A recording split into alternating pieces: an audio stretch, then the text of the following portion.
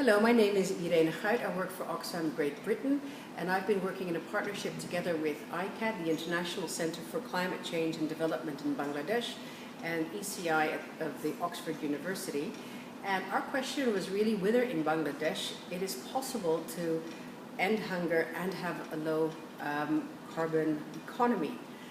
Bangladesh prides itself, quite rightly so, on really being able to tackle food insecurity quite substantially. The question is whether that can be maintained over the next decades and generations with all other aspects and trends staying the same. So our research was really trying to figure out, taking a bit of a long-term perspective with a scenarios approach to see whether we could have a conversation with climate change perspectives in the same room as food insecurity perspectives.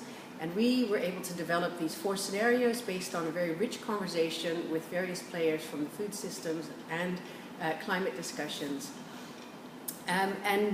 This culminated last Saturday, in fact, in a 19-page spread in the Dhaka Tribune that describes really all the different elements of the discussions that we were able to have over the past 8 or 9 months.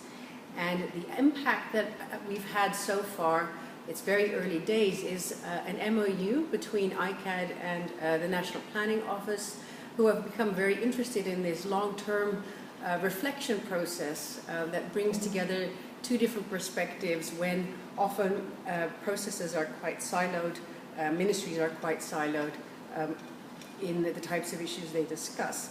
There's also an MOU between ICAD and Oxfam Bangladesh, which will consolidate and integrate and connect the work that they're all trying to do on climate change.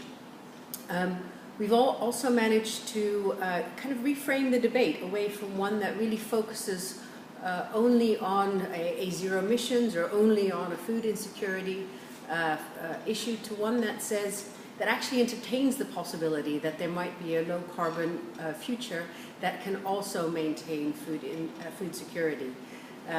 So that was a very important one. And finally, this follow-up work happening. The CGIAR is involved in actually modeling now some of the scenarios that were identified together. And we are doing very grounded work with youth communities, youth groups that Oxfam Bangladesh is working with, to say, well, what would be the skill sets that you would need for a low carbon and food secure future? So early days, but that's where we're at.